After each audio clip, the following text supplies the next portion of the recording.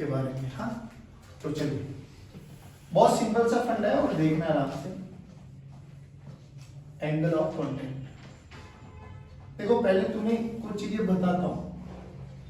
अगर आप लोगों ने जब भी लैब्स वगैरह में जाओगे ना, क्योंकि ये लैब्स वगैरह में तुम्हें बहुत चीजें देखने को मिलती है कि अगर हम लोग किसी भी एक ट्यूब में, मतलब एक ट्यूब को किसी भी पानी वाले बीकर वगैरह में डालते हैं ना, इंसर्ट करते हैं, तो आप अलग अलग शेप देखते हो। तो कई बार पानी का लेवल कुछ ऐसा बनता हुआ दिखाई देगा आपको। मरकरी, अगर आप लोगों ने थर्मोमीटर देखा होगा तो उसमें मरकरी का आप बहुत छोटा सा थर्मोमीटर होता है, तो मरकरी कुछ ऐसा लेवल में दिखाई देती है आपको। देखना कभी भी अगर नोटिस करो तो ये ऐसा। कभी कभार आपको पानी का लेवल बिल्कुल सेम दिखाई देता है ऐसे। अब जो ये शेप्स का चेंज होता है ना, अलग अलग कॉन्टेक्ट में अलग अलग शेप्स। जैसे अगर मैं बात करूं, ये ग्लास वाटर के केस में होता है। अगर मैंने ग्लास रोड ले ली और पानी डाल दिया इसमें, तो ग्लास वाटर में आपको ये वाली शेप बहुत रेयर, बहुत नॉर्मली देखने को मिलती है। ये ग्लास और मरकरी के बारे में अगर हम बात करें, ग्लास और मरकरी के बारे में हम बात करें, ये ग्लास और सिल्वर के बारे में अगर हम बात करें, ऐसा क्यों होता है? तो यहाँ पर बात की जाती है बेसिकली दो फोर्सेस के बारे में, कि एक वही कोहेसिव फोर्सेस और एक एडहेसिव फोर्सेस। कोहेसिव फोर्सेस का शायद हम लोगों ने थोड़ा बहुत इंट्रो किया था कि सेम मॉलिक्यूल्स के बीच में लगने वाले जो फोर्सेस होते हैं दैट इज कोहेसिव, और डिफरेंट के बीच में जो लगने वाला होता है, जैसे अगर हम लोगों ने ग्लास को पानी में इंसर्ट कर दिया है ना, तो जो ग्लास की बाउंड्री पे जो पानी चिपक जाता है वो एडहेसिव होता है। ग्लास और पानी के बीच में लगने वाला फोर्स एडहेसिव, और जो ग्लास के अंदर पानी है, सारे पानी के मॉलिक्यूल्स आपस में इंटरमॉलिक्यूलर फोर्सेस के साथ कारण चिपके हुए, दैट इज कोहेसिव फोर्स। बात समझ में? बिल्कुल बहुत बेसिक सा बाइफर्केशन। अब क्या होता है, अब सिंपल सी बात मानो कि लेट्स से ये हमारे पास ग्लास का सरफेस है बच्चों। हाँ, this is your glass surface. अगर इस ग्लास सरफेस पे मैं एक पानी की ड्रॉप को डाल दूं और एक मरकरी की ड्रॉप को डाल दूं, तो यू विल रियलाइज कि इन दोनों में शेप्स में चेंज हो जाते हैं। पानी क्या करेगा, पानी फैलना चाहता है, मरकरी जबकि ऐसा नहीं होता। कभी अगर आपको मौका मिले मरकरी देखने का, या अगर YouTube पे एक्सपेरिमेंट्स देखोगे तो आप कहीं ना कहीं आपको मिल जाएगा। तो मरकरी जो होता है ना, वो जैसे बीन बैग्स होते हैं, वो बीन अगर वहां से निकल जाए तो मरकरी बिल्कुल ऐसे ही रहता है, स्फेरिकल शेप का। जबकि पानी में ऐसा नहीं होता, पानी क्या करता है, पानी अपने आप को ऐसा फैला लेता है। ये शेप तो हम लोगों ने बहुत कॉमन देखी है, और मरकरी के केस में ये हो जाता है। ठीक है, तो यहां पर डिफाइन किया गया एंगल ऑफ कांटेक्ट, जैसे कि नाम ही बता रहा है कांटेक्ट होना चाहिए किस किस का, कोई भी दो सरफेसेस का। जैसे पानी है और ग्लास है, तो कांटेक्ट कहां पर है बाबू? कांटेक्ट ये रहा आपके पास। यहाँ पे मरकरी है और ग्लास है, तो कांटेक्ट कहां पर है? ये रहा कांटेक्ट। ठीक है, सिंपल। देखो, जब भी आप नॉर्मली आप लोगों को मिलेगा दो सरफेसेस मिलने वाले, एक सरफेस आपका नॉर्मली प्लेन ही होगा, फिर भी जहां पर पॉइंट ऑफ कांटेक्ट है ना, वहां सिंपली दो टेंजेंट ड्रॉ कर दो दोनों सरफेसेस पर, एक लिक्विड पर भी और एक सॉलिड पर भी। सॉलिड इस केस में हमारा ग्लास है, तो सिंपली जहां पर भी कांटेक्ट है, ये सॉलिड हमारे पास और ये हमारा लिक्विड है बच्चों। ठीक है, तो क्या करो, जहां पर भी कांटेक्ट है वहां पर नॉर्मल ड्रॉ, टेंजेंट ड्रॉ करो, टेंजेंट। तो देख, अगर मैं इस वाले ब्लैक सरफेस पे यानी ग्लास सरफेस पे अगर मैं नॉर्मल टेंजेंट बनाऊं, तो यही हो गया, और एक लिक्विड पे बनाऊं तो लिक्विड पर ये हो गया बच्चों। ठीक है, अब आप बात करोगे कि ये भी तो हो गया, बिल्कुल हो गया। वो वाला जहां दोनों टेंजेंट के बीच में लिक्विड भरा हुआ दिखाई दे आपको, लिक्विड भरा हुआ कौन से में दिखाई दे रहा है? अल्फा बीटा, किसमें दिखाई दे रहा है? अल्फा। तो that alpha is known as your angle of contact. क्या बोला जाता है? वहां पर बना के देखो, टेंजेंट ड्रॉ करो सरफेस पे, ये तो नहीं हो गया टेंजेंट, इस पे ये वाला कांटेक्ट करो। अब पानी भरा हुआ, लिक्विड भरा हुआ कौन से एंगल में दिखाई दे रहा है? ये अल्फा और ये बीटा। बोलो कहां पे दिखाई दे रहा है? बीटा। तो यहां पर beta is angle of contact. नहीं आया बच्चों? अरे सारे बोलो रे, beta is angle of contact, और यहां पे अल्फा एंगल ऑफ कांटेक्ट है, कांटेक्ट एंगल। अब मुझे एक बात बताओ, तुम्हें देखने में समझ में आ रहा होगा कि लिक्विड के केस में, वाटर के केस में जो ये एंगल ऑफ कांटेक्ट बन रहा है, ये एक्यूट बनता हुआ दिखाई दे रहा है, उसमें जो बनता दिखाई दे रहा है वो ऑब्ट्यूस बनता हुआ दिखाई दे रहा है। तो जनरली जहां पर एंगल ऑफ कांटेक्ट थीटा से रिप्रेजेंट कर लो, अल्फा से चॉइस है, तुम्हारी मर्जी। जैसे भी अल्फा मान लो कांटेक्ट एंगल है, अगर अल्फा एक्यूट है आपके पास तो इनको बोलते हैं वेटिंग लिक्विड, मतलब इनमें गीला करने की क्षमता ताकत होती है। These are known as wetting liquids. याद नहीं? अब ये सब क्यों होता है टेल यू। और जो ये आपके पास होते हैं जिसमें एंगल ऑफ कांटेक्ट ऑब्ट्यूस है, इनको बोलते हैं नॉन वेटिंग लिक्विड। जैसे मरकरी। हाँ मरकरी। हाँ, नॉन वेटिंग लिक्विड। देख भी रहा है वो सरफेस को गीला नहीं कर पा रहा, बट पानी ऐसा करता है। अब क्यों करता है सर पानी ऐसा, क्यों लिक्विड ये मरकरी ऐसा नहीं कर पाता, रीजन समझ। सारा खेल होता है यहाँ पर फोर्सेस का बच्चों, कोहेसिव फोर्सेस एंड एडहेसिव। अब सोच के देख बिल्कुल तसल्ली से। मान लो ये आपके पास एक बीकर है और जहां पर मैंने पानी भर दिया, पानी भर दिया तो कांटेक्ट दे, कांटेक्ट या तो यहाँ पर होगा बच्चों या यहाँ पर होगा पानी का। सही बोलो। मान के चल लेते हैं, अभी हम लोग मान के चल लेते हैं कि ये मेरे पास सरफेस है। तो देख ये ग्लास है मेरे पास और ये वाली बूंद, दिस इज लिक्विड। डन है बाबा। इस ग्लास में इस लिक्विड को खींचना है because of adhesive forces. Glass और लिक्विड अलग अलग मटेरियल के बीच में लगने वाले फोर्सेस एडहेसिव फोर्सेस। तो ग्लास लिक्विड को क्या करेगा, अपनी तरफ खींचेगा। तो ग्लास ने इस लिक्विड पर एक फोर्स लगाया इस डायरेक्शन में, इसको मैंने नाम दे दिया FD, एडहेसिव फोर्सेस, या FA लिख देता हूं ना, FA, एडहेसिव फोर्सेस। अब जो कि ये लिक्विड है, इट इज सराउंडेड बाय बहुत सारे लिक्विड्स, तो ये लिक्विड्स क्या करेंगे, इंटरमोलिकुलर फोर्सेस लगाएंगे, ये सब इसको अपनी अपनी तरफ खींचेंगे। नहीं आया बेटा तुम्हें समझ में? चलो बहुत बढ़िया। इन सभी फोर्सेस का रिजल्टेंट, इन सभी फोर्सेस का रिजल्टेंट कहीं ना कहीं इस डायरेक्शन में होगा, पक्का है। चलो अब मैं अब इन सबको हटा के यहाँ पे लिख रहा हूँ, ये मेरे पास FA that is adhesive force, ये मेरे पास यहाँ पर F नेट लगा है किसका बच्चों, कोहेसिव फोर्सेस का। बोलो इतना समझ में आया? अब मान लो ये एंगल थीटा है, let's say this angle is theta. तो FC के दो कंपोनेंट करो, तो ये हो गया FC sin थीटा और नीचे हो गया FC cos थीटा। बोल इतना समझ में आया? पक्की बात है। C बोले तो कोहेसिव, A बोले तो एडहेसिव। सोच के देख, अब सारा खेल चलेगा इन दोनों जो हॉरिजॉन्टल लेवल के फोर्सेस है। यहाँ पे तीन ही केस पॉसिबल हो सकते हैं। बोल कौन कौन से? If FA is equal to FC sin theta, possible है। और दूसरा बोलो, if FA is greater than FC sin theta. अरे नहीं आया रे समझ में। तीसरा केस बोलो, if FA is less than FC sin theta. सारे रिपीट करोगे तो यही याद हो जाएगा बैठे बैठे। सिंपल सी बात है, अगर FA और FC sin थीटा बराबर है तो क्या horizontal component will cancel out? अगर horizontal component will cancel out तो देख क्या होगा, यहाँ पर एक फोर्स लग रहा है नीचे की डायरेक्शन में, यहाँ पर भी एक फोर्स लग रहा है नीचे की डायरेक्शन में। तो जो सरफेस होगा ना दैट इज ऑलवेज नॉर्मल, ये वाला सरफेस आएगा हमेशा। कब? जब FA और FC sin थीटा का जो हॉरिजॉन्टल लेवल वाली फोर्सेस है they will cancel out each other. तो जो सरफेस रहेगा वो हॉरिजॉन्टल प्लेन मतलब 90 डिग्री रहेगा to the surface of the glass. ठीक है। अब ये देखो, अगर FA ग्रेटर आ गया, FA का मतलब जो लेफ्ट में लगने वाला फोर्स है वो ज्यादा है। मान लो ये 5 न्यूटन है, मान लो ये 3 न्यूटन है, तो नेट फोर्स किधर है? इधर है। कितना? 2। तो बोलो अगर ऐसा हुआ, इफ ये वाला केस बात करें हम लोग, ये ज्यादा हुआ तो ये कितना बनाएगा यहाँ पे, FA minus FC sin theta. अरे बोल भाई यही तो होगा। और एक हॉरिजॉन्टल डायरेक्शन में, डाउनवर्ड डायरेक्शन में लग रहा बाबू FC sin थीटा। तो जो नेट रिजल्टेंट किधर आएगा, वो इधर आएगा। ये F नेट आ गया बच्चों। अरे बोलो भाई। सिमिलरली यहाँ पर भी कांटेक्ट होगा तो F नेट इधर ही जाएगा। अब ध्यान से देख, इस वाले दोनों सरफेस को, जो ये पानी का यहाँ पर जो ये पानी का इस पे क्या लगा, दो फोर्सेस लगे A डायरेक्शन में। तो इस पानी के बारे में क्या ख्याल है? पानी नीचे की तरफ घुमा होगा तो इस पे स्ट्रेस लग रहा है नीचे की तरफ। अरे बोल भाई। तो जो पानी का लेवल हो जाएगा वो ये हो जाएगा। अच्छा इस लेवल में देखो, ये वाला जो ये वाला सरफेस होता है, ये कौन सा होता है? कॉनकेव। और ये वाला होता है, तो ये होता है कॉनकेव अपवर्ड। क्या होता है भाई? ये कॉनकेव अपवर्ड। नहीं आया समझ में? चलो और यही वो चीज है। अच्छा चलो अब एक चीज और बताओ मुझे कि सर एक बात बताओ, ये कॉन्टेक्ट है, हाँ एंगल ऑफ कॉन्टेक्ट में ये डिफाइन कर लो।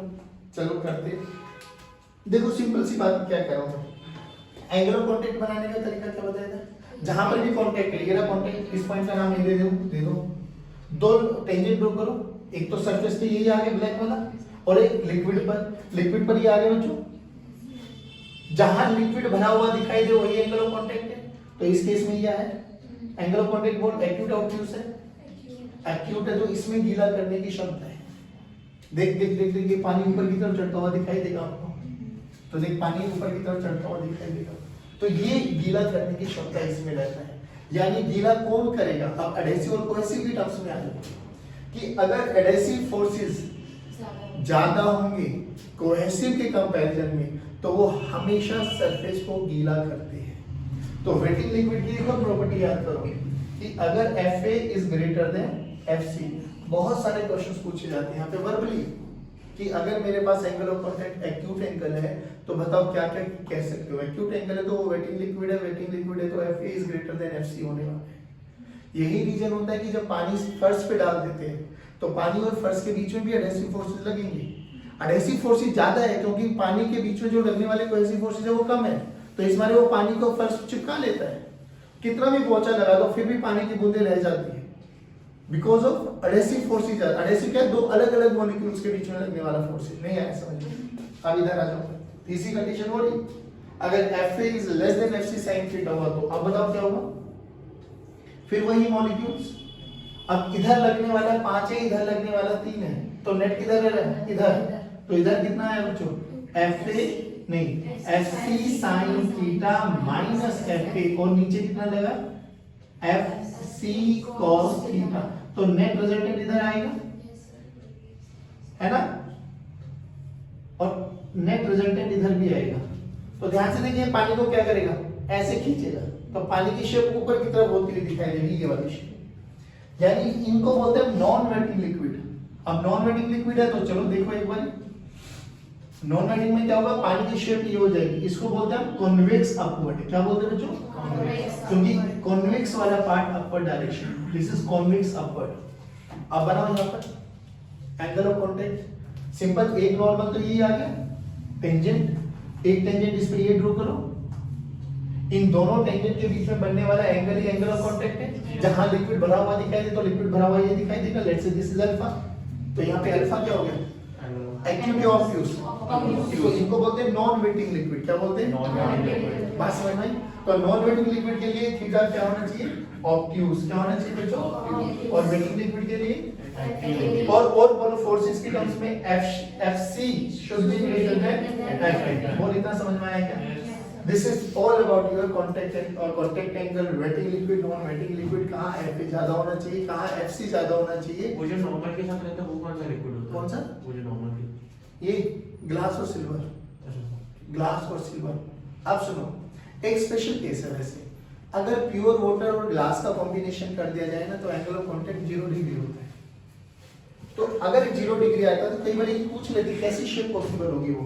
तो देखो अगर ग्लास और प्योर वाटर के बारे में बात करें हम, ग्लास और प्योर वाटर, तो जो शेप दिखाई देगी ना बाबा, यहाँ पे थीटा 0 होता है, theta is angle of contact, तो यहाँ पे थीटा 0 आएगा तो थीटा क्या होता है, जहां कांटेक्ट है वहां पर दो टेंजेंट ड्रॉ करो, तो कुछ ऐसी शेप आती हुई दिखाई देगी आपको।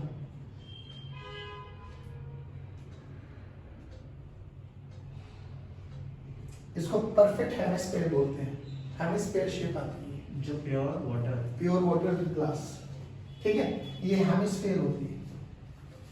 देखो ना यही तो कांटेक्ट है, काले वाले पे ड्रॉ करोगे लाल वाले पे ड्रॉ करोगे तो दोनों पैरेलल लाइंस हो जाएंगी, तो थीटा की वैल्यू क्या हो जाएगी, 0। तो ये परफेक्ट हेमिस्फीयर जाता है। जल्दी बोलो ये समझ में आया नहीं, पक्का? अभी जो नेक्स्ट बात करेंगे हम कैपिलरिटीज के बारे में बात करेंगे। अभी ये कैपिलरिटीज क्या होती है मैं बताता हूँ, ठीक है ना। बहुत पतली सी ट्यूब होती है, अगर आप लोगों ने देखा हो तो। पतली का मतलब इतना नहीं कि मार्कर जितनी, मतलब आपके जो बाल होते हैं ना, तो बाल से ये लगा ले थोड़ा सा डायमीटर बड़ा, बस थोड़ा सा डायमीटर, बहुत पतली पतली होती है, बहुत पतली पतली। अब ये क्या होता है, ये कैपिलरिटीज क्या होती है, ये हर जगह होती है। जैसे हम लोग नॉर्मल बात करें पेड़ वगैरह में, जब हम पेड़ों में पानी देते हैं तो ऐसा थोड़ी ना हम उसके टॉप पे पानी छिड़कते हैं कि पत्तों तक पानी चला जाए। मम्मी जड़ों में तो डेली देते हैं, आज पत्तों पे डालते हैं, बहुत दिन हो गए, ऐसे नहीं देखते ना, हम तो जड़ में देते हैं पानी। बट अल्टीमेटली वो ऊपर वाला जो सबसे टॉप मोस्ट पॉइंट पे भी पत्ता है ना, वो भी हरा रहता है। क्यों रहता है? इसी वाले के कारण, कैपिलरिटीज के कारण।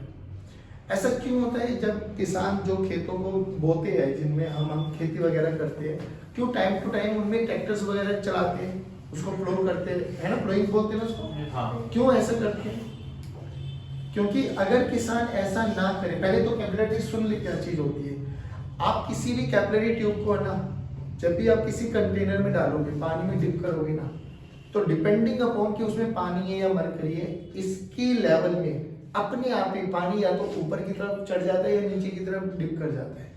तो ये पानी का ऊपर चढ़ना और पानी का नीचे डिप करना, जो ये एक्शन होता है ना, this is known as your capillarities. ये होता है बेसिकली, कि अभी हम देखेंगे वो क्यों होता है, बड़ा बेसिक सा रीजन है।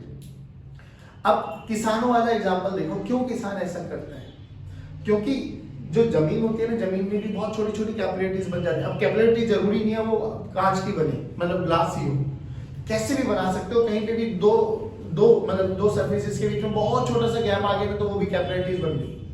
आज समझ में आ गई? तो अब जमीन के नीचे नमी होती है ना, मॉइस्चर होता है। अगर किसान वहां फ्लोइंग ना करे, वो हल वगैरह या खेत वगैरह ट्रैक्टर वगैरह ना चलाए, तो क्या होगा, वो जो छोटी छोटी कैपिलरिटीज बन जाती है ना, उसमें से क्या करता है, वो नमी जो उस मॉइस्चर होता है नीचे से, वो अपने आप ही ऊपर एवेपोरेट होता चला जाता है। तो जो जमीन होती है ना, वो बंजर बन सकती है। इस मारे किसान वो हल चला के ना उन कैपिलरिटीज को तोड़ता है कि कैपिलरिटीज टूट जाए, उसके अंदर का मॉइस्चर बना रहे। ये भी एक रीजन है। ऐसे बहुत सारे रीजन हो सकते हैं, बट कैपिलरिटीज का भी एक रीजन है। दूसरी चीज, ऐसे हमारे पेड़ पौधों में भी कैपिलरिटीज, मतलब कैपिलरी ट्यूब्स होती है। पानी हम नीचे देते हैं, बट वो बहुत पतली पतली कैपिलरी होती है और वो उसमें ऊपर की तरफ चढ़ जाता है पानी। अब उसका रीजन सुन कि ऐसा क्यों होता है, इसको एसेंट फॉर्मूला भी बोलते हैं। एसेंट का मतलब क्या होता है, ऊपर की तरफ पानी का चढ़ जाना। कितने हाइट तक चढ़ता है, बहुत बेसिक सा फंडा देखते हैं। नॉर्मली हम बात करेंगे लिक्विड, मतलब वाटर और ग्लास का कॉन्टेक्ट, ठीक है। मान लीजिए हमारे पास एक बीकर है बाबा, और हमने इस बीकर में पानी इंसर्ट कर दिया, ठीक है। अभी अभी हमने देखा है एंगल ऑफ कांटेक्ट, हमने क्या किया, इसमें एक कैपिलरी इंसर्ट कर दी बच्चों। फिर कह रहा हूं ये कैपिलरी बनाने में तुम्हारे लिए इतनी बड़ी बनाई है, बट रियलिटी में इतनी बड़ी नहीं होती। और इस कैपिलरी का जो रेडियस ऑफ कर्वेचर है, यानी रेडियस ऑफ ट्यूब है, वो आर है, छोटा आर क्या है, रेडियस ऑफ जो कैपिलरी ट्यूब लिया है, रेडियस ऑफ ट्यूब। अब रियलिटी में क्या होता है कि जो कि कांटेक्ट है, ग्लास और वाटर के बारे में बात कर रहे हैं, तो वेटिंग लिक्विड है, तो जहां जहां कांटेक्ट होगा लिक्विड की शेप कैसी हो जाएगी, अब आप लोगों को समझ में आ गया होगा, ठीक। सिमिलरली यहां पर भी ऐसे हो जाएगी। फिर कह रहा हूं ये समझाने के लिए आपको बना दिया गया है, इतना बड़ा इतनी बड़ी ये होती नहीं है, कल दिखा भी दूं अगर मिल गई तो कैपिलरी। तो यहां पर भी ऐसा हो गया, समझ में आ गया आपको? ये कुछ ऐसी शेप आ जाएगी। अगर ये लिक्विड और ग्लास के बारे में हम बात कर रहे हैं, ठीक है सर। अब सिंपल सी बात बताइए, ये वाला पॉइंट मान लेते हैं, लेट से इसको नाम दे देते हैं सी, इस पॉइंट का नाम दे देते हैं जस्ट अबव ए, और जस्ट बिलो नीचे इस वाले पॉइंट का नाम दे देता हूं मैं बी। आराम से सुनना बिल्कुल। अभी ध्यान से देखते हैं सी और बी, अगर हम बात करें थोड़ा सा और इसको बहुत बेसिक से लेवल पे देखें, क्या सी और बी सेम हॉरिजॉन्टल लेवल पे? बिल्कुल मान सकते हैं। But as far as A and B are concern, देखो ए एंड बी में, ए में कौन कॉनकेव साइड पर है, ए और बी में कौन कॉनकेव साइड पर है? ए, ऐसे क्या देख लो, बोलो ना। बी कहां पर है? Convex side. याद कर कॉनकेव साइड हमेशा हायर प्रेशर होता है। बट ये भी सत्य है कि ए जो कि एटमॉस्फेयर के कांटेक्ट में, ए पर एटमॉस्फेरिक प्रेशर क्या होगा? P not. बट ये भी सत्य है कि ए और बी में कौन हायर है? ए। और ए और बी में कौन हायर है? ए। और ये भी सत्य है कि अगर ये हाइड्रोस्टैटिक है तो सी और बी का लेवल पे सेम प्रेशर होना, बट ये भी सत्य है कि सी पर प्रेशर क्या है? Atmospheric Atmospheric pressure. pressure। C पर क्या है? Atmospheric pressure. ए पर क्या है? Atmospheric pressure. और ये पक्की बात है कि बी पर ए से इक्वल है वो। बी पर ए से कम कम है। है। देखो ना P A minus P B, अरे P concave minus P convex is equals to minus इसकी सरफेस टेंशन की है बाबा 2t बाय R। ये 2t बाय r आना चाहिए या 40 बाय r आना चाहिए? नहीं आराम से सोच के देखना, ये लिक्विड ड्रॉप बनी है एयर बबल बना है? लिक्विड ड्रॉप है बे, कैसे बनी है?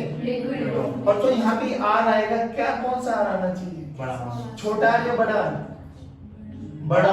बड़ा क्यों? क्योंकि इसका कर्वेचर चाहिए ना बाबा हमें, तो इसको बोलते हैं meniscus, radius of curvature of meniscus, मतलब बेसिकली इसका रेडियस चाहिए मुझे। तो ये r क्या है? ट्यूब का रेडियस है, तो यहाँ पे r चाहिए मुझे, रेडियस ऑफ कर्वेचर। ओके चलो बाद में बात करेंगे इसके बारे में। भी पहले बताइए ये समझ में आता है नहीं आता है? यानी अगर मैं a और b की टर्म्स में बात करूं तो मैं लिख सकता हूं pa minus pb is equals to 2t by r। अरे 2t बाय r, यानी ध्यान से देख तू, अगर तुझे समझ में आ रहा है तो pa का प्रेशर पीवी से ज्यादा है। pb से ज्यादा है, बट pa का प्रेशर और pc का प्रेशर कैसा है? Equal। सेम, क्योंकि ये भी एटमॉस्फेरिक कांटेक्ट में, वो भी एटमॉस्फेरिक कांटेक्ट में। तो कायदा क्या कहता है कि C और A जो कि एक ही हॉरिजॉन्टल लेवल पे, C और A का भी प्रेशर, C और B का भी प्रेशर सेम आना चाहिए, बट ऐसा नहीं है। अभी तो नहीं दिख रहा। अभी नहीं दिख रहा तो हम कह सकते हैं क्या कि pressure at C is greater than pressure at, यानी भाई हॉरिजॉन्टल लेवल में ही प्रेशर डिफरेंस आ गया सर। अगर हॉरिजॉन्टल लेवल में प्रेशर डिफरेंस आ गया तो पानी को तो बहना पड़ेगा ही। तो पानी क्या करता है बाबू, ये पॉइंट भले ही तो यहाँ पे D मान ले, तो C B D एक ही लेवल पे तीनों का प्रेशर सेम होना, बट अभी तो नहीं लग रहा। नहीं है तो पानी क्या करेगा? हायर से, तो पानी यहाँ से रशिंग करता है, अंदर की तरफ एंटर करता है, अंदर की तरफ एंटर करेगा तो यहाँ का लेवल क्या होगा? धीरे धीरे बढ़ना स्टार्ट हो जाएगा, धीरे धीरे। अब जब धीरे धीरे बढ़ना स्टार्ट हो जाता है तो कब तक बढ़ेगा? जब तक बढ़ेगा जब तक हॉरिजॉन्टल लेवल पे प्रेशर सेम ना आ जाए, जब तक हॉरिजॉन्टल लेवल पे प्रेशर, यानी PC must be equals to PB must be equals to PD। नहीं आया समझ में? PC must be equals to PD must be equals to PB, ऐसा होना चाहिए। ठीक है ठीक है ठीक है। हाँ PC must be equals to PB must be equals to PD, ऐसा होना। तो अगला केस देख क्या हुआ, जैसे ही हम लोग इसमें एंटर किया तो रियलिटी में क्या हुआ, ये वाला लेवल, ये वाला पॉइंट C, ये वाला पॉइंट B और ये वाला पॉइंट D नहीं आया समझ में। तो पानी धीरे धीरे धीरे धीरे रशिंग करने लगा, तो पानी का लेवल कुछ यहाँ पे चला गया। बोल नहीं आया समझ में बच्चों? अभी कितनी हाइट तक गया, और that is what we have to calculate. इसी को एसिड फॉर्मूला बोलते हैं, ये निकालना। और ये पक्की बात है, ये जब तक जाएगा जब तक इस हॉरिजॉन्टल लेवल पे प्रेशर सेम ना हो जाए। अभी के लिए मैं तुम्हें एक चीज समझाऊं थोड़ा सा। अभी ये पॉइंट तो अभी ये मान लो, हाँ इस पॉइंट का नाम कुछ और दे दो, बोलो क्या? ई दे देते, कोई दिक्कत नहीं। अब मुझे एक बात बताओ, ultimately at the end of the day क्या होना चाहिए? PC equal to PB PB is equal to PD। ये पक्की बात है? Yes, sir. अब क्या मुझे A से B तक लिखना आता है? Yes, sir. पक्की बात है। देख लिखो PA, सुना PA। अब बताओ आप कॉन्केव से कॉन्वेक्स की तरफ आ रहे हो तो प्रेशर घटेगा बढ़ेगा? घटना चाहिए। कितना घटेगा? -2T by R। कितना होना है? -2T by R। अब यहाँ से यहाँ आ रहे हो तो प्रेशर बढ़ेगा घटेगा? बढ़ेगा। कितना? रो एच जी, भाई लिक्विड डेंसिटी है रो मान लो, तो प्लस या माइनस? प्लस। रो एच जी कहाँ पहुंचे? PB। अरे कहाँ पहुंचे? PB। अरे कहाँ पहुंचे? ध्यान से देख, PA क्या? PB एटमॉस्फेरिक कांटेक्ट में है भाई, तो PA कितना हो जाएगा? PA is equal to P0, और PB भी कितना है? C के बराबर है। अरे PC PD सब एयर के कांटेक्ट में जोड़ोगा, तो PCB का मतलब PB भी कितना होना चाहिए? P0। अरे बोल भाई, यानी P0 P0 will cancel out. नहीं आया भाई, तो 2T by R must be equals to rho Hg। अपन को क्या निकालना है? H। तो H की वैल्यू देखो क्या आती है, दिखाई दी 2T by R rho G, 2T by अब लेकिन सबसे बड़ी कमी क्या हुई ना यहाँ पर? R क्या है? Radius of curvature. यही तो नहीं पता, यही तो नहीं पता। पता क्या है? Radius of cube. तो is there any relation between छोटा आर एंड बड़ा? हाँ चलो देखते हैं, देखो क्या होता है भाई। ये पॉइंट ऑफ कांटेक्ट है ना बाबा। अब जो ये रेडियस ऑफ, देखो जो ये बनेगा इसका रेडियस ऑफ कर्वेचर तो यहाँ कहीं पर आएगा। ये तो कैपिटल आर है ना। अरे बोल भाई। पक्की बात है। चलो अब सुन, अगर मैं इस पॉइंट पर दो टेंजेंट ड्रॉ करूं, एंगल ऑफ कांटेक्ट नहीं रहा, दो टेंजेंट ड्रॉ करता हूं, एक तो एंगल, एक तो ये टेंजेंट ये होगा, एक सरफेस पे ही आ गया, क्या यही एंगल ऑफ थीटा है? मतलब क्या यही कांटेक्ट एंगल है? चलो ठीक है। अगर यहां से एक लाइन परपेंडिकुलर ड्रॉ कर दूं मैं, क्या यही छोटा आर हो गया? छोटा आर तो पता है रेडियस। अरे ऐसे मत देखो बे। चलो अगर ये पता है तो देख अब काम हमारा बनता हुआ दिखाई देगा कहीं ना कहीं आपको। ये थीटा है तो ये कितना बना? 90 माइनस थीटा। ये 90 माइनस थीटा तो ये कितना बना?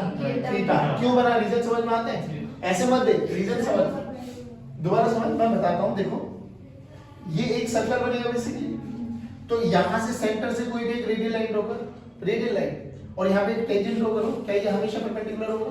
तो देखो ये तो मैंने किया, एक ये इस पे टेंजेंट है ना बाबू, नहीं आया पर टेंजेंट यही तो है, टेंजेंट और रेडियल लाइन देख हमेशा 90 डिग्री पे आएगा। तो ये थीटा, तो ये 90 माइनस थीटा, तो ये भी थीटा। अब देख हमारे पास एक रेक्टेंगल ट्रायंगल बनता हुआ दिखाई दे रहा है। अरे नहीं आया। क्या मैं r का ये कंपोनेंट r cos थीटा लिख सकता हूँ? यानी छोटा r किसके बराबर आएगा? r cos theta. तो छोटा r मुझे निकाल पता है, बड़ा r मुझे नहीं पता, तो r by cos थीटा। नहीं आया? रख यहाँ पे। तो h की वैल्यू देख क्या आपको दिखाई दी? 2t by r by cos theta into rho into g। तो h की वैल्यू देखो 2t by r rho g into cos theta. क्या ये चीजें समझ में आई बच्चों? पक्की बात? अब सुन बहुत प्यार से, ये एसिड फॉर्मूला है जो कि अभी अभी आप लोगों ने देखा था कि प्योर वाटर और ग्लास के केस में थीटा की वैल्यू 0 रहती है। cos 0 1, cos 0 1। अगर एंगल ये लेस देन 10 डिग्री हो, लेस देन 10 डिग्री के बारे में बात कर रहे हैं, तो अपन लोगों के पास कुछ बहुत वर्सेटाइल चीजें चलती है। इफ एंगल इज, एंगल क्या है? Contact angle less than 10 degree हो जाएगा, तो हम साइन थीटा को थीटा और tan थीटा भी लिख सकते हैं। ये अप्रोक्सीमेशन चल लेता है। और अगर लेस देन थीटा हो तो cos थीटा को हम अप्रोक्सीमेटली 1 लिख लेते हैं, क्योंकि cos 0 1 होता है और sin 0 0 होता है, तो 0 लिखने का कोई बेनिफिट, तो हम उसको थीटा ही लिख देते हैं। बात समझ में? तो ये होता है। अगर थीटा बहुत कम है तो कई केसेस में आप देखोगे वो cos थीटा को एलिमिनेट कर देता है। एलिमिनेट करने का रीजन समझ लेना, या तो थीटा बहुत छोटा होगा या थीटा प्योर वाटर और ग्लास के इसमें 0 बनता हुआ दिखाई देगा। कभी cos 0 की वैल्यू 1 आती दिखाई देगी। अभी 3 केस समझ में आ गया आपको, ये वाला, और जब वो cos थीटा अगर छोटा है तो 1। अब सुन के बाद भाई ये वाले फॉर्मूले में r का दोनों का अलग अलग डिफरेंस है सर, ठीक है ना। एक तो तरीका है ये एक्सेस प्रेशर के कारण जो हम लोग नॉर्मली करते हैं, एक सरफेस टेंशन के कारण भी होता है। जैसे दिया ने उस दिन क्वेश्चन पूछा था, हम लोगों ने एक्सेस प्रेशर से कर दिया था, इनके जो टीचर ने मेरे ख्याल से सरफेस टेंशन वाले फॉर्मूले से कराया था। अब उससे कर सकते हो आप लोग, कोई बड़ी बात नहीं, सिंपल सी बात है। जब ये बेसिकली चारों तरफ पानी है ना, तो चारों तरफ पानी, तो ये कटोरी नुमा बनेगा, कटोरी बाउल, नहीं आया समझ में? तो जब ये कटोरी नुमा बनेगा तो ये क्या करेगा? सरफेस टेंशन इस एरिया को मिनिमम से मिनिमम करने की कोशिश करेगा। तो क्या सरफेस टेंशन इस पे इस डायरेक्शन में फोर्स लगाएगा? मतलब सरफेस टेंशन फोर्स जो लगेगा वो इसी डायरेक्शन में लगेगा। क्यों लगेगा वो समझ में आ गया? क्योंकि भाई ये मिनिमम से मिनिमम करने की कोशिश करेगा। सिंपल सी बात सुनिए, जब ये मिनिमम से मिनिमम करने की कोशिश करेगा तो ये एंगल थीटा बना, उनका कॉन्टैक्ट एंगल, तो ये भी थीटा बना।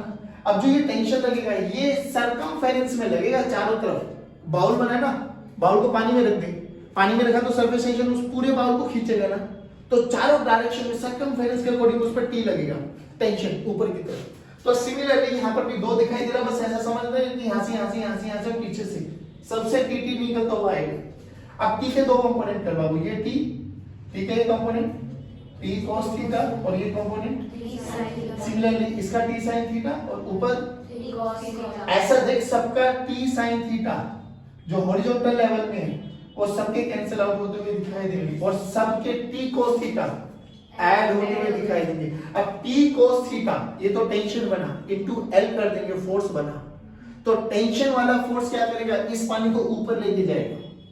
कब तक? जब तक इसके वेट के बराबर ना हो जाए। यानी ध्यान से देख, अगर सरफेस टेंशन वाले मेथड से भी करना चाहिए तो बहुत इजी है। देख क्या हुआ, summation of t cos theta into L। L किसकी है? ये सर्कमफेरेंस। अरे L किसकी है? सर्कमफेरेंस। तो into L must be equal to m into g होना चाहिए। इसका वेट जो लिक्विड इसमें भरा जाएगा, m को क्या लिख सकते हैं? रो इनटू v। v को क्या लिख सकते हैं?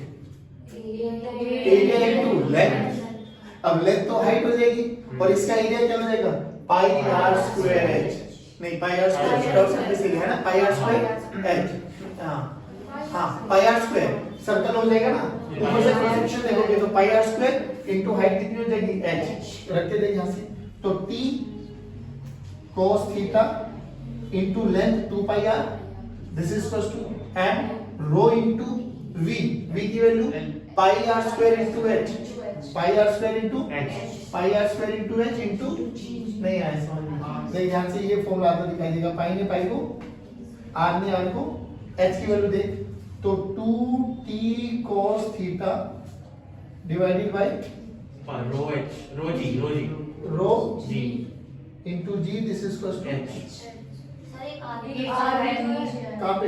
हाँ ये नीचे आया ना, देख सेम फॉर्मूला आया ना, यस सर। ये सरफेस टेंशन से आ गया। बट जनरली हम लोगों के लिए बहुत आसान होता है, हमें प्लस माइनस करना आता है। चॉइस इज योर, जौन सा आपको याद करना हो याद कर ले, मुझे कोई दिक्कत नहीं। बात समझ आ गई? वो वाला मेथड कौन सा कराया था उस दिन सर ने, और ऐसे भी जा सकते हो ऐसे भी जा सकते हो, कोई दिक्कत? पक्की बात?